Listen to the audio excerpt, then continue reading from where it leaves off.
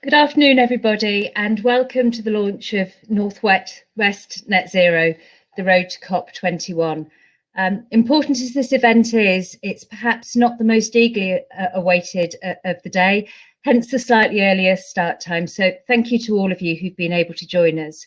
We're also going to need to move quite quickly through the agenda. Today, Northwest political and business leaders and energy infrastructure providers are coming together to commit to ensuring we as a region become the first net zero place by no later than 2040, at least 10 years ahead of the national target. Today's event is a call to action. Partners are coming together ahead of COP to set out a collective roadmap for net zero in the Northwest. And this can only be strengthened with diverse involvement from public and private sector partners across the region. We're set to be the first in the UK to have a cohesive plan to be carbon neutral by at least 2040, establishing a blueprint for others to follow. So to begin with, I'd like to ask Metro Mayor for Greater Manchester, Andy Burnham, to say a few words. Thank you, Andy.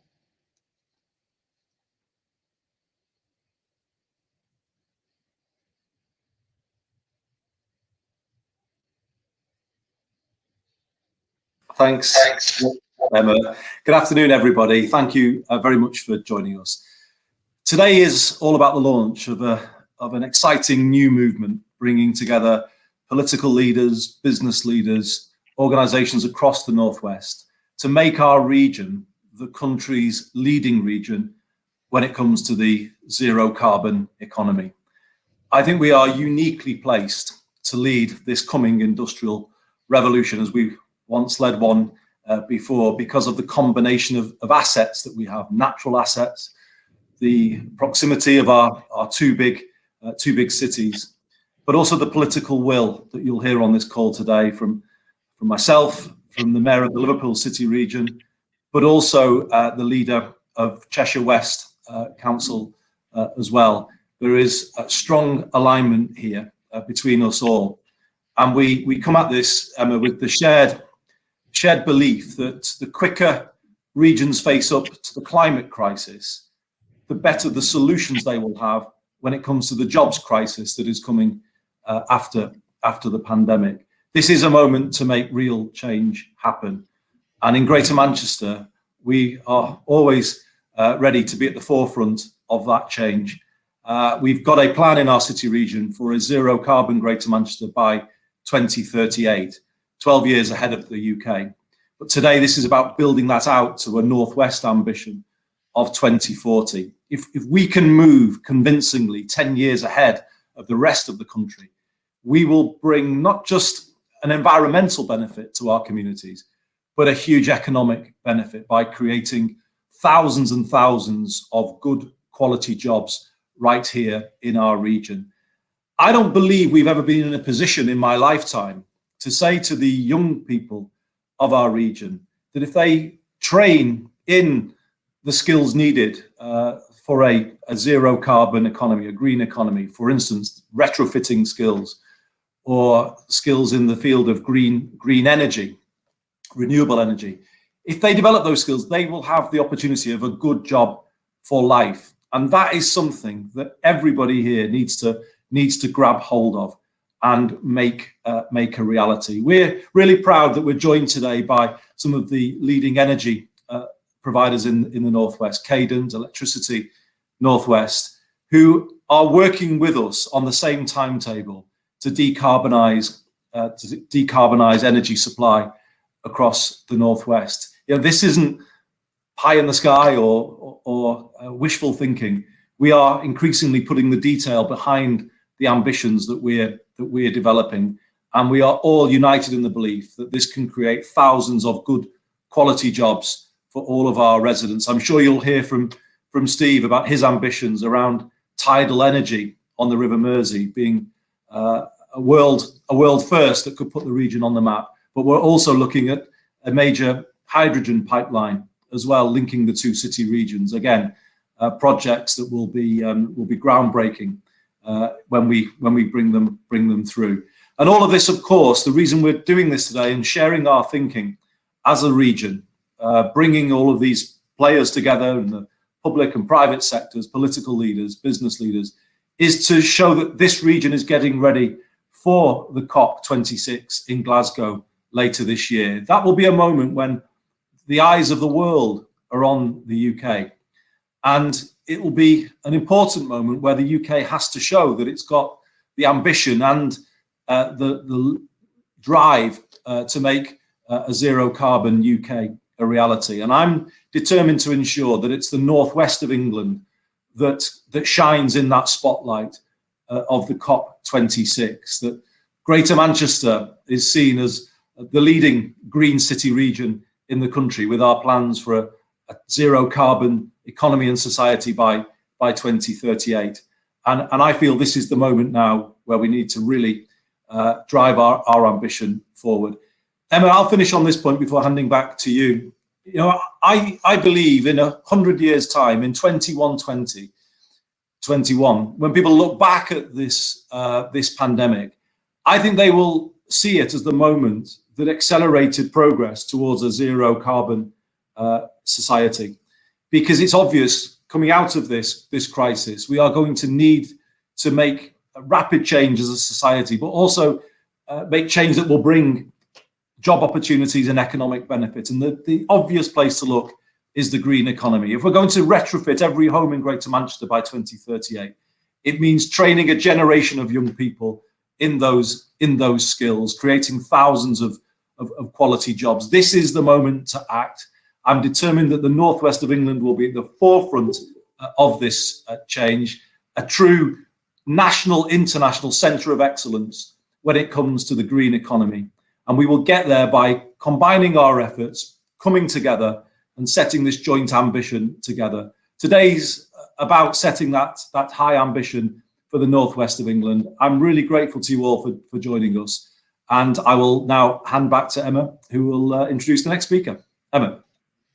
Thank you very much, Andy. And I'm now very pleased to introduce Steve Rotherham, the Metro Mayor for the Liverpool City region, who from the beginning of his term in office has put the net zero agenda right at the heart, I know, of his economic plans for businesses and communities. So hopefully Steve will join us in a moment. If not, it might be Chris Whitty. Yes, no, working. Somebody indicate whether they can hear, please. Oh yeah, Emma's telling me that it's gone live. Oh, the joys of technology, eh? Listen, thanks Emma for that, and thanks to Andy obviously for setting the scene. And I think a year ago, most of us would be saying that the greatest existential threat to humankind was climate change. But 12 months on, it's been joined at the top of the political agenda and the scientific agenda also by, of course, the pandemic. So we're going to need to redouble our efforts to ensure that we have a global response to these twin threats. And our One Northwest voice, united in delivering the goal of net zero carbon by 2040, is a collective statement of intent. So I'll tell you a little bit about what's happening in the Liverpool City region. Very briefly, we have 4 ways in which we'll make a huge difference to those targets. Andy's just mentioned that we'll have the Tidal project up and running by the end of this decade, unrivaled by anything on a European stage. And it's going to last for 120 years and will generate clean, renewable, predictable energy for up to 1 million homes. Not only will it be an asset for the Liverpool City region, it will deliver for the whole Northwest and for UK PLC too. We also then have a fantastic opportunity to develop a national packaging innovation centre, which is based in Port Sunlight on the Wirral. And we're working with Unilever, and this would be an industry-led approach to tackling the use of single-use plastic and taking that out of the £1 trillion packaging market by focusing on the commercialisation of innovative, alternative and sustainable packaging solutions. Just imagine the difference globally that this would make. It'd be great if it was pioneered right in the Northwest, you know, where we all are. Next, like Andy, a massive housing retrofit programme, and our region suffers from an over concentration of older Victorian style terrace properties, and they're mainly located in deprived areas. So beautiful though some of these buildings are, and I live in one, they are some of the least energy efficient, occupied often by those who are least able to afford wasting their limited resources on energy leaks out of windows, walls and roofs. And only 1% of the 700,000 homes that are currently in our area achieve that EPC rating of A or B, with 75% are actually rated D or lower. So we have submitted plans to government to address this by bringing some of those homes back up to Band C or above over the next 4 years. And that's part of our COVID recovery package that we've set to government. And finally, modern methods of construction. Again, Andy's just touched on this, but we've funded in our city region something called the Manufacturing Technology Centre. And there's currently one in Coventry, but the next phase of that is to develop in our area so that we can look at more efficient methods for creating housing and for retrofitting what we've already got. And the concept design has the support of some of our housing associations, the Peel Group, our universities, etc. And it can be mainstreamed into the retrofitting programme that we're so keen to work with government on. But just as importantly, phase 2 of the programme is a comprehensive approach to new methods of modular construction, building new homes, like we build cars with all of the design modules and the high spec assembly that not only provides consistency of build, but it saves on waste as well. And the skills agenda is really very central to this. So all of that, and I haven't even touched on our ambitious plans for hydrogen, for domestic, industrial and transport use. Could also mention our integrated transport system, which we're developing walking and cycling as alternatives to the car, and over £500,000 already allocated to community environmental projects. But I think you'll agree that our city region also has a lot to offer in the fight against climate change. And we want to collectively take our place in the green industrial revolution, and the Liverpool City region can become Britain's renewable energy coast. With that said, Emma, I'll hand back to you.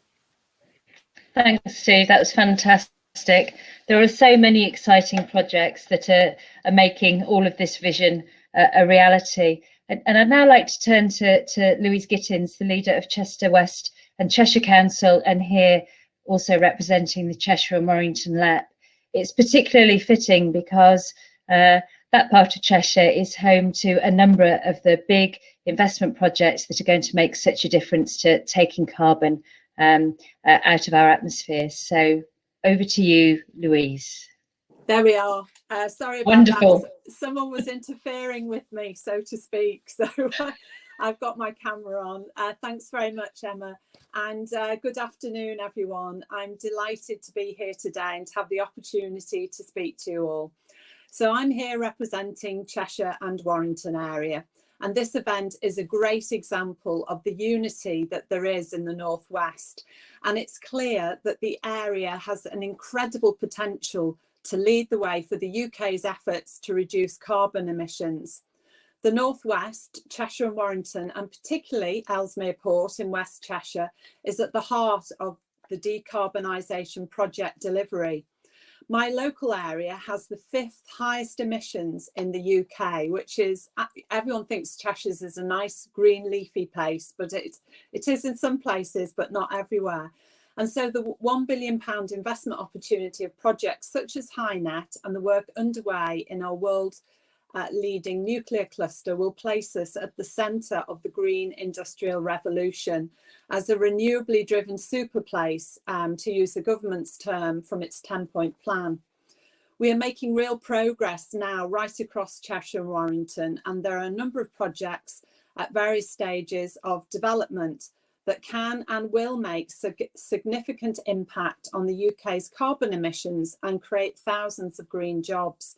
Projects such as HyNet and ePort have the potential to take millions of tonnes of CO2 out of the atmosphere each year. So we're working with the 2 city regions and businesses as part of the Net Zero Northwest Partnership to produce a decarbonisation plan for the region.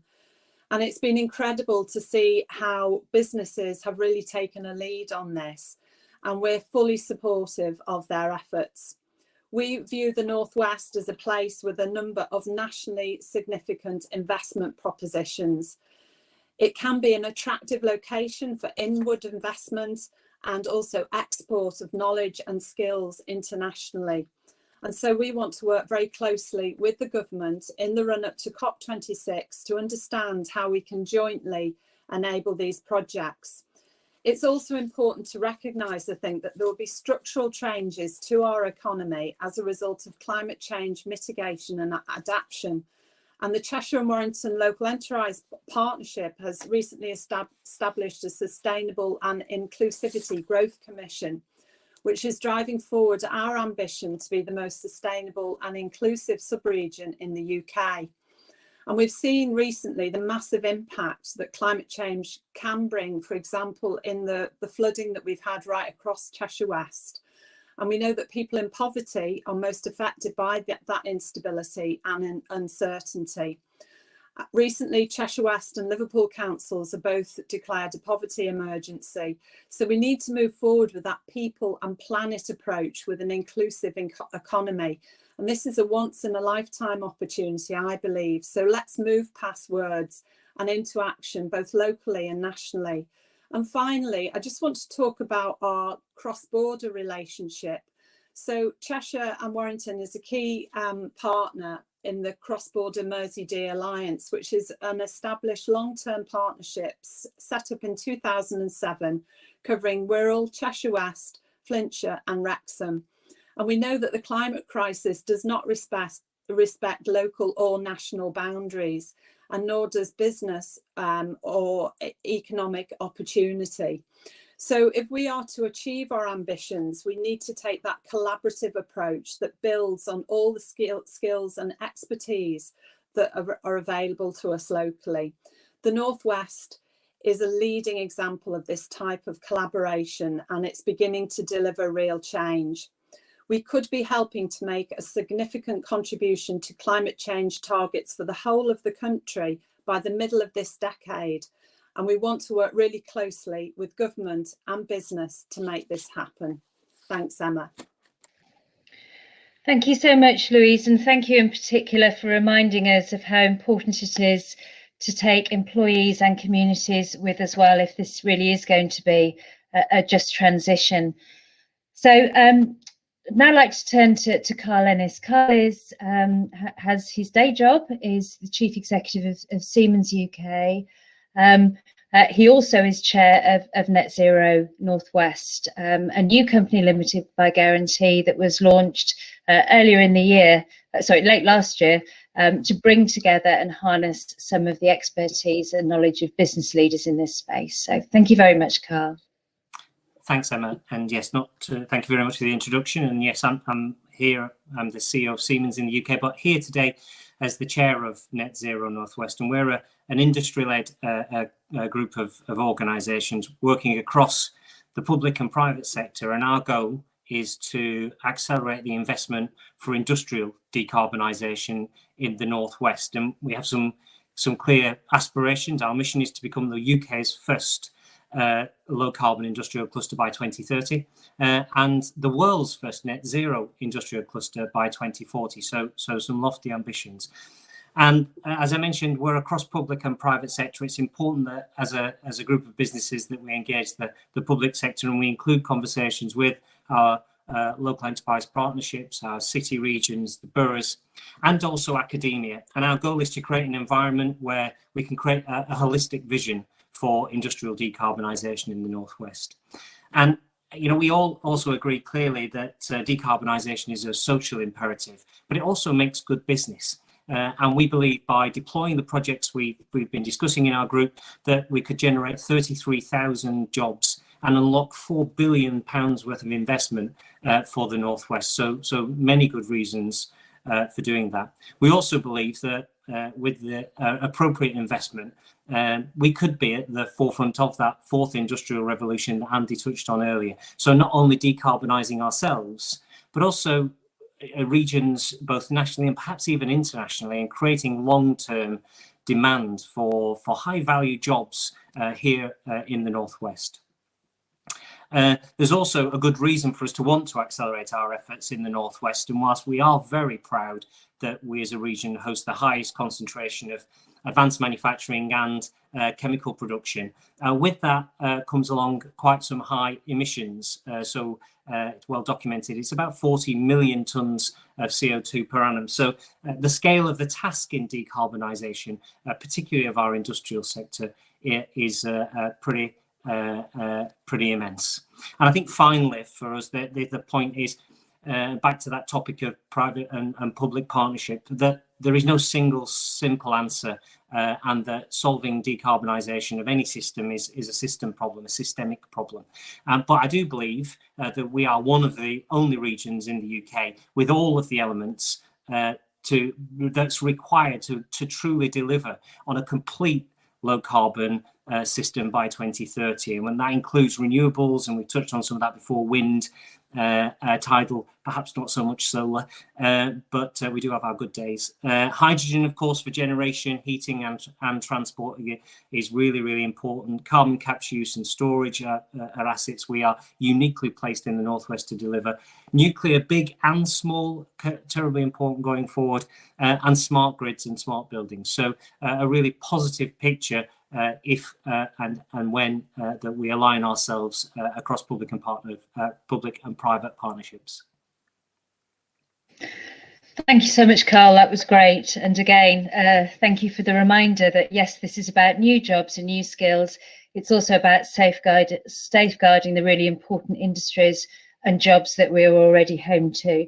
So on that, I'd now like to turn to Peter Emery. Peter is Chief Executive of Electricity Northwest and one of the driving forces behind the Unified Energy Master Plan that's going to sit at the heart of the roadmap to net zero for the Northwest. So can I turn to you, Peter? Thank you. Yes, hi Emma. It's great to be here. I'm just going to touch on two items that I think really gathering momentum and making a change. The first is the Decarbonisation Pathways work that we've pioneered, but also what this means for Electricity Northwest.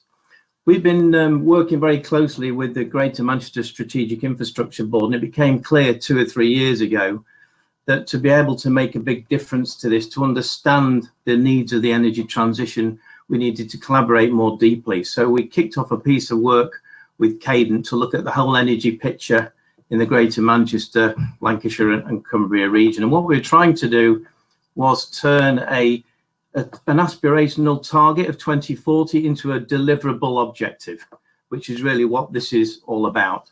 And how did we do that? Well, we looked at complete energy solutions with Cadent, looking at the total energy mix in the Northwest. We agreed some near-term solutions and at least regrets options. And if you do that, you can then speed up the process. And this is an urgent matter, so we need to speed it up.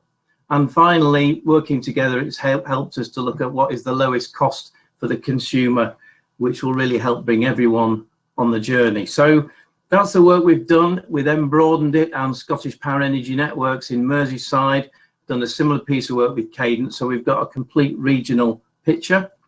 What does this mean for Electricity Northwest? Well, we've already identified about £80 million worth of projects that we brought forward in the 3-year period 2020 to 22, and now we're looking at the 5-year period beyond that. We're investing in digital technology so we can manage the whole electricity network in Greater Manchester digitally. But perhaps more importantly, it's not just about infrastructure, it's about sharing information and data to help businesses make informed decisions. So we're doing a lot of work in that area. And also engaging people to encourage them to get involved, to really care about this journey, and then to make commitments. And to do that, that involves educating people. We've used the Carbon Literacy Project in Electricity Northwest, but we've also published simple guides on our website that we did in tandem with the Tyndall Centre about what simple things can businesses do now to start that journey. So this is very exciting. We need to get everybody involved, and our job's to put the infrastructure in place. Thank you so much, Peter, and again for reminding us that some practical steps businesses can actually take for themselves. I'd like to now turn to another vector, but I know a close partner and leader in all of this, and ask Steve Fraser, who's the CEO of Cadent Gas, to join us to talk about some of the partnerships that they're involved with across an even broader footprint. So thanks, Steve. Thanks, Emma, and thanks to Pete as well for working so closely with us to help decarbonise the Northwest, or at least start the journey. So, you know, global climate change, it's clear the most pressing challenge that faces society today. And it is also probably accurate to say that it is a huge challenge within the energy networks and for energy generally. Especially if we want to help society meet all those needs that's been set out in this meeting earlier. Cadent, we're playing a leading role in helping the UK reach our net zero target by connecting greater levels of renewable gas and leading on new technologies and some of the types of things you've heard Peter and other colleagues say today. And it's great to see how the Northwest, under the leadership of Andy and Steve, to an extent in those Manchester and Liverpool regions, and the Cheshire West region, is really starting to sort of come together so that we're much greater than the sum of the parts. And I think that's something that's a real key differentiator for us as we move forward. The UK gas network is a strategic national asset. It connects 24 million homes across the country, and it will be vital as one part of the energy mix going forward. In Cadent, we are the largest part of that network, and we manage 4 of the 8 gas distribution networks, which is over half of the network of pipelines, or 131,000 kilometres of pipe within the Northwest, Midlands and North London. So we have a huge part to play, and we want to make sure we invest and play a part in that. We are and have been innovating to decarbonise that grid already through some pioneering projects, including hydrogen blending, biomethane and bio-SNG. So, you know, it's fair to say, and I think Andy and Steve both alluded to this at the start, across all the energy networks, you know, the green revolution has started, whether it's buses, trains, cars and even boilers running on hydrogen, and the electrification of the transport sector. So there is a real partnership feel to this. The work we've done with Greater Manchester Authority, Liverpool, Cumbria, Lancashire, Cheshire West, which is, you know, is hugely collaborative, and it sets us apart from the rest of the UK. There's one project I'd just like to really highlight here in terms of creating hundreds of jobs and hundreds of millions of pounds of investment being unlocked, and that's HyNet Northwest. It is a significant clean growth opportunity to bring hydrogen up through Ellesmere Port into Liverpool and Cheshire and up into Greater Manchester, and really help to decarbonise industry to start with, and really help sort of take that peak load away in a very efficient and effective manner. It is ambition, and it has been planned in distinct achievable stages, which is somewhat different to some of the other more UK-wide projects, where they're very large, complex projects that are going to take a lot of effort and many, many years to deliver. We hope to deliver the first phase and be delivering the first phase as soon as 2025, with further expansion and job creation happening throughout the Northwest as we decarbonise the economy through to 2030. So hopefully that's something we can all get behind. I'd just like to say thanks to the mayors and the leaders, and thanks to my colleagues in Spain and Peter at Electricity Northwest for the way we've come together to try and differentiate the Northwest on this decarbonisation path. Thank you very much, Steve. And having followed HyNet for a number of years now, it's just fantastic to see the point that it's now reaching, an investment that really will start making a significant difference. So I'm just going to ask, apologies. So Frank Mitchell, I know, has been having problems with the technology, as happens to all of us from time to time. So if Frank is going to join us, I hope he will do so shortly. If not, Lucy, could we bring Peter and Steve and Carl back, please, for us to start asking some of the questions that have been put by the audience. So apologies everyone for the technical issues. I am definitely not Frank Mitchell, the CEO of SP Energy Networks. That's okay.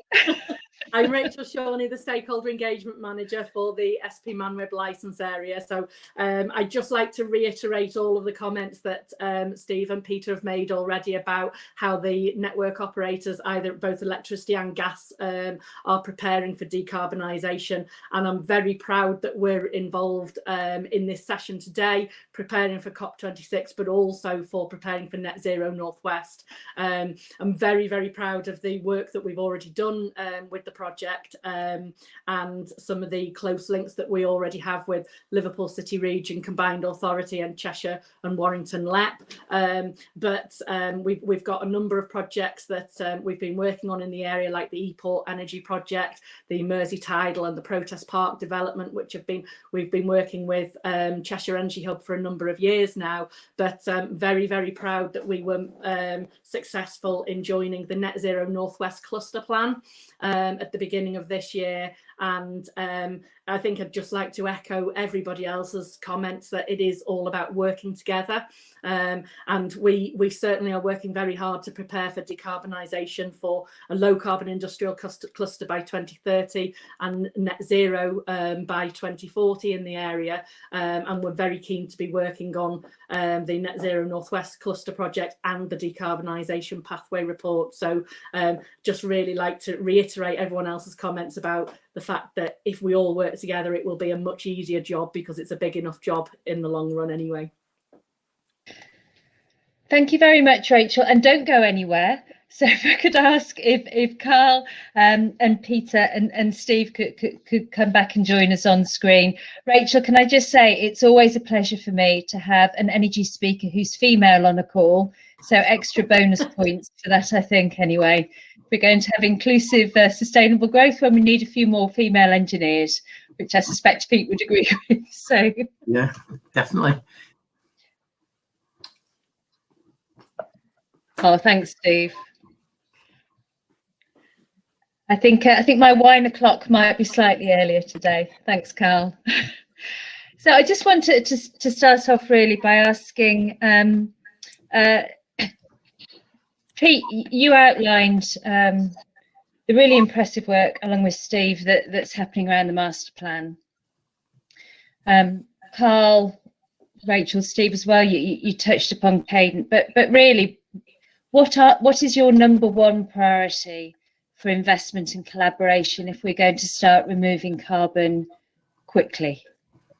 I think the main thing that the Decarbonisation Pathway document has taught us is what are the priorities, where is the growth, where's the change in energy demand going to come, what's going to convert to electricity, what may move to hydrogen, and when that might happen. And the challenge for us running the electricity network is to make sure that we stay ahead of the capacity demand as it grows. A good example of that is we've seen the growth in electric vehicles even over the last 12 months. So where is that growth coming? How do we respond to it? How do we make sure that the infrastructure providers on this call, and in our case the electricity network, don't hold back progress? So our focus is on putting in infrastructure, but also digitizing our process control so as we can do it effectively. Thank you. And Carl, I know your watchword is let's get on with it. So what would you get on with first? Yeah, I think for me that in terms of investments, there's two things. and two types. I think that there's that investment in time. So Pete talked about the balancing the here and now and having to do some stuff now, but also one eye to the long term, and stable aligned policy I think is really, really important, and is constantly a message I give to anybody who's prepared to listen, because those are where, you know, we're not short of capital for investment. What we're short of is a stable environment for investment. And so I think that's one of the investments. And then I think the second thing is skills. I think what's also quite interesting is when we talk about skills, we normally talk about, and I'm a technologist, I work for a technology company, so surely he's talking about technical skills. Well, that is one element of it. But I think what's also really, really important is flexibility in the type of people, because what we've started to learn is that people who join an organization and stay in the same role for 40 years, those times have gone, and it's far more likely that you will have to have different roles throughout your career, and I think that's really positive. So creating the next generation of workers who have a mindset that is flexible, so because we don't really know, as Peter said and other speakers have said, actually this is a learning journey. We don't have it all wholly planned out in front of us, and things are developing as we live and breathe. And so that flexibility to be able to pivot when it's appropriate, I think not just from a business perspective, but also as an individual and our skill sets, is really important for us to be in a successful region going forward. Thank you, Carl. Rachel? Yeah, I'd just like to follow up on that skills comment, really, because Carl's absolutely right, and there are great opportunities in this area. And I do quite a number of talks within schools at that and that sort of thing at the moment, and I'm really keen to try and stress that, you know, everybody should be looking at the energy industry at the moment, and that doesn't mean that you have to be a highly technical engineer, but there is marketing people, communication people. I think the biggest change is going to happen within our network. I joined our business 30 years ago, just before privatisation, and I thought that privatisation was a massive change to our industry, but actually the next 10 years of my career are going to have the biggest change, and the majority of our customers don't necessarily know who we are, because they always have the lights on, and they only really find out in a storm whether, you know, when the electricity is off or something like that, that then they know who we are. And I think that moving forwards, as we go into electric vehicles and heat pumps, I'm certainly on the industrial side, customers will be much more aware about the flexibility requirements on the network and the necessary reinforcement on the network to get to net zero. We've got a huge proportion of work coming up that is massive investment for us. That will create jobs for people, but it won't just be engineering jobs, it will be all sorts of jobs. There'll be finance, there'll be project management, there'll be marketing and communication. So it really is an exciting industry to be in at the moment. We need to do it for ourselves anyway, and we need to do it for the future of our area, and to help the economy, but also there is a real benefit for us who live locally in the area from this as well. And presumably you'd also say that business can't do that alone, so we can come up with the opportunities, but it's how we work with leaders and FE and HE in schools and so on to make sure that our kids and communities know about those. So Steve, what would it be for you, the number one priority? I think, the number one priority for me, living and working in the Northwest, is to make sure that the North gets its fair share of capital allocation from government. You know, you've heard some really exciting things from the mayors, the projects in Liverpool that Mayor Rotherham wants to achieve. You've heard what Pete's got to do, and with his network for EV, we've got HyNet, and you know, there's a whole host of things that really can allow us to have a solid foundation for job creation, and then flow that through into the whole life cycle training and development of people at all stages of their career, not just younger people within the Northwest. And I think for us in the economy here, that would be a huge sort of fillip towards success for the next 15 to 20 years. I think we've got a good foundation, Emma, as well. If you've heard everybody today how there is already an element of joined upness. You know, that is far in advance of a number of other regions in the UK that we operate in. So we have a real opportunity here to drive the Northwest agenda. Thank you very much. So a challenge for all of us. I'm now going to turn back to to our three political leaders, if I may, but I'd just make an observation while I try and get that technology to work, that every business conversation that I'm ever a part of, businesses are as concerned about how to get the benefits to communities and that whole skills piece, actually as their counterparts in the public sector are as well. So thank you very much for all of that. Smashing. So hi Andy, hi Steve, and Louise, hopefully. Hi Emma, nice to be back. Hi. It's been a great event, actually. I've loved hearing the level of ambition from our industrial leaders. Really, really fantastic. Great, thank you. Hi Louise, thank you. There we are at work. Great, so thank you very much, and I hope that you all have found sort of the plaudits from business to the leadership you've shown heartening, because I know how hard you're working on a whole range of issues at the moment. So could I just start off by asking a relatively detailed question? You all mentioned it in one way or another, but it's clearly one of the real challenges is how do we tackle the challenge of retrofit and decent homes, and what your views are in terms of how we can all support what you're looking to achieve. So, Steve? Yeah, thanks, Emma. Look, this is one of the great opportunities for the whole of the Northwest, for the whole country, because there's going to be tens of thousands of these new jobs, and they're up for grabs at the moment. And areas like ourselves in the Northwest, who have the opportunity of turning those skills into long-term employment opportunities, we need to be at the forefront of this. And we need to give hope, don't we, to our young kids now in school that there will be these new types of jobs of the future. And that's why, working with government, we can do these sorts of things. Certainly as city regions, we can do these things because we have some budgets. We work with our FE and HE sectors.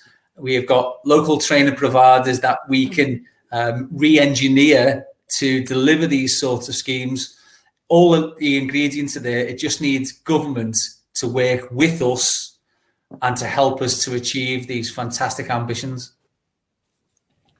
Thanks, Steve. Louise, were you wanting to come in there? Yeah, just sort of to add to that, we're going to come out of COVID with raised levels of unemployment. So there's an opportunity for upskilling and reskilling people.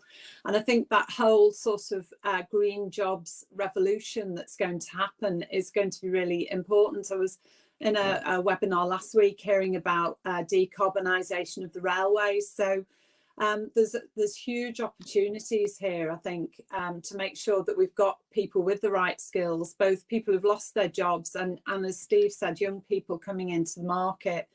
And as owners of housing, we have our own council houses, some of which are quite old. So this sort of retrofitting is going to be really important. But I'd just like to reiterate what Steve said. The government needs to work with us.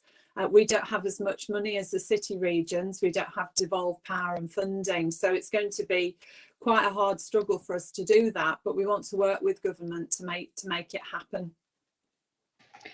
And Andy, maybe could you take this forward, but also perhaps something about how we can deliver this together? It's a bit of a fragmented picture at the moment, isn't it? It is, and it's a very complicated challenge, the retrofitting challenge, Emma, because as Steve was saying, we've got to link our industrial players with our educational providers and make sure that there's a sort of pipeline of skilled talent coming through to meet the demand that will be there. So Louise is right, we need to work in partnership with the government, but it's very much going to be, the dots have got to be joined at the bottom level, if you like. And that's why this is where devolution can add value to the country, because we're in a position where we can bring those players together, as we're doing today. Actually, this is what this is about, getting that alignment between all of the different players, everybody pulling in the same direction, and then we speed up progress for the UK as a whole if the areas like ours, like Steve's and our area, have got the ability to move more quickly. The reason why I'm so determined to prioritize this is because we really will be giving our young people a quality job for life, because if the Northwest moves faster than the rest of the country on retrofitting, obviously those young people will have skills they can take to other places as other places catch up in the years to come. It's really such an advantage that we will have.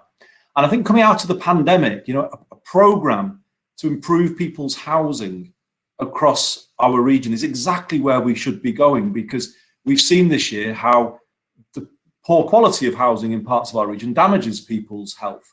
And actually levelling up should start in some of those poorest communities, improving housing and actually making people's homes cheaper to run, so that the green agenda doesn't become a burden agenda or something you have to pay for. It actually can be the way in which you can improve people's standard of living. And that's where the whole challenge around climate justice becomes one around social justice as well. And you link those two things together. So I think it's absolutely the moment for us to be meeting like this, Emma. And I just don't think any other region has got its act together like the Northwest of England has got its act together on this. We've got complementary plans on a similar timetable. We've got these big industrial players who've amended their own plans internally to fit in with ours. And this is a powerful movement that we're really getting going now. So it's complicated, but that's why the appeal has got to go to the government. Give us the power and the funding to make this happen, and we will make it happen. Thank you, Andy. So we talk a lot about big businesses as part of some of these big investment programs. Could I just ask each of you, really, what would be your message for smaller businesses, really, in terms of how they can either get involved or things that they can perhaps do for themselves? Steve? Thanks, Emma. And not just small businesses, the voluntary community sector, so the whole third sector, socially trading organisations. There's a whole ecosystem there that we need to engage. And that's the idea, isn't it? We look towards a holistic approach of getting small, medium and large and everybody else all in the right position to do these things. Because actually at the micro end, that will be important to how we end up doing, going in and actually changing boilers and all of that. So it's not really the big companies that are going to do that side of things. It will be, your 1 and 2 man and woman bands who will be doing those sorts of things. Plus the fact is that lots of these types of jobs need licensing, and that's where ourselves again as a combined authority are looking at this. And we are putting courses on so that people can become licensees, able to do some of the jobs as they come on stream. And Andy mentioned about that pipeline. That's exactly why it's important that these sorts of events are organised so that we can start to detail what it is that we actually mean by becoming net zero carbon, or by decarbonising our industries, or changing our transport systems. We need to articulate that quite clearly. And I think the way to do that is by getting as many people engaged as possible. Hence, we're putting some events on, and I know Andy's had some, and I did before the pandemic, but putting some green events on, which don't just talk about climate change, but they also talk about the solutions to addressing climate change. Thanks, Steve. Louise, I know that you've been doing lots of work actually to link up employers' pledges with net zero. Do you think, is this part of your COVID response? Yeah, it is. So the green pledges that we've come up with is really aimed at small businesses so that they can get involved and feel part of this. Because we've, in our borough, we've got SR, we've got CF Fertilizers, I've got Protos, so we've got some really big players, but actually everyone can play their part in this. So we've got some green pledges that we're going to be taking out to small businesses so that they can sign up to it too. And I think everyone needs to get involved in this and feel, Andy was talking before about a movement, and everyone needs to feel part of this movement and as we go forward. So yeah, we're looking forward to rolling out our green pledges. And is that the heart of the movement, Andy, do you think? Absolutely. I think Louise just nailed it there. It is about building out a movement. So my appeal to the players behind Net Zero Northwest, and it's an amazing thing that they've done by coming together and collaborating in the way that they are. You know, and we heard that today, didn't we, from Peter and Steve, you know, the companies that haven't always collaborated really coming together. You know, it's fantastic to hear. My appeal to them would be broaden out your network to the smaller players as well. You know, keep building and including more and more. And perhaps to answer what Steve was saying, we need a network of educational providers across the Northwest to sort of help each other design their courses so that they're ready for those the retrofitting challenge and the modern methods of construction. You know, we've got to help build networks across all of these big challenges that we face. We're developing plans in Greater Manchester for a London-style public transport system and a clean air zone to go with it. You know, we're going to need to network the transport community to help us achieve that. So I think this is about building out this sense of the Northwest collaborating, working in partnership, pulling in the same direction.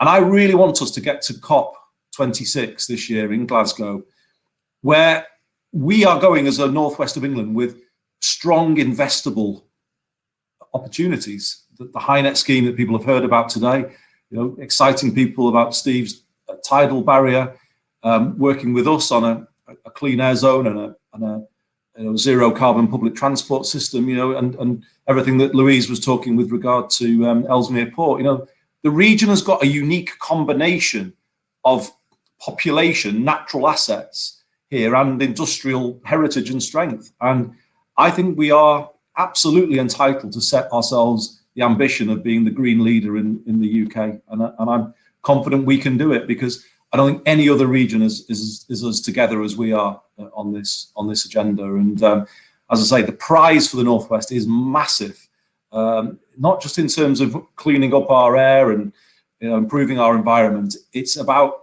quality jobs as well, isn't it? Raising people's standard of living. That's what we can achieve here.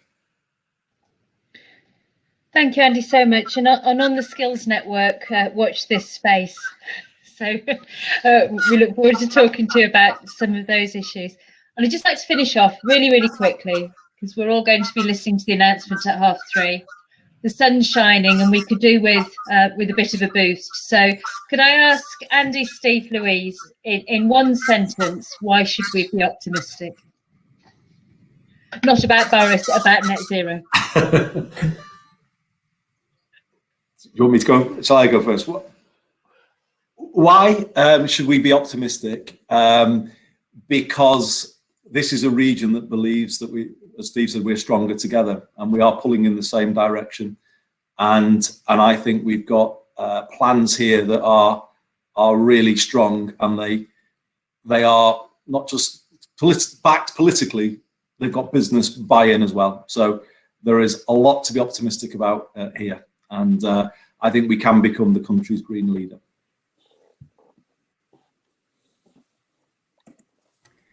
I'll follow on after Andy then. If the likes of trains and docks and canals made us the heart of the first industrial revolution, then tidal and wind and hydrogen, I think, will make us the heart of the third industrial revolution. And we're an area that has all of these natural assets, lots and lots of other areas that cry out just to have one. We've got them all. And so we need to exploit that and capitalize on the huge advantages that we've had. And the way in which this can happen, in 2 words, is levelling up. If the governments are genuine and serious about levelling up, they can make a bold statement by providing us with the opportunity to develop the green industrial revolution. And we can then take our place, not just in the UK, but as leaders in this global market. Thanks, Steve. And Louise, leave us on a high. I will do. Well, first of all, we are the fastest growing region in the UK, I believe, for this. And let's sort of carry on and keep it that way. We've shown that we can all work together, whether it's politically, whether there's businesses that are working together, politicians and businesses working together. We're doing it now, and we're just leading the way. So I really believe, you know, that's how we carry on doing that, and we will be at the front in the whole of the country. So I'm looking forward to that, and I'm really proud of the work that everyone's doing here. Thank you so much, and thank you much to all of you, and to all of our speakers as well. If we could get there through leadership, I think today has demonstrated that we're building on just incredibly strong foundations. So thank you to all of our audience today as well. A recording of the session is going to be emailed out later with subtitles.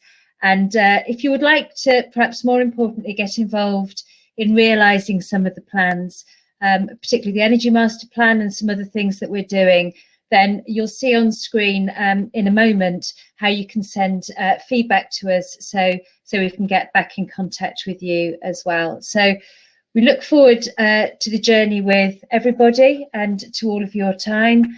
Godspeed, and thank you very much for your attendance.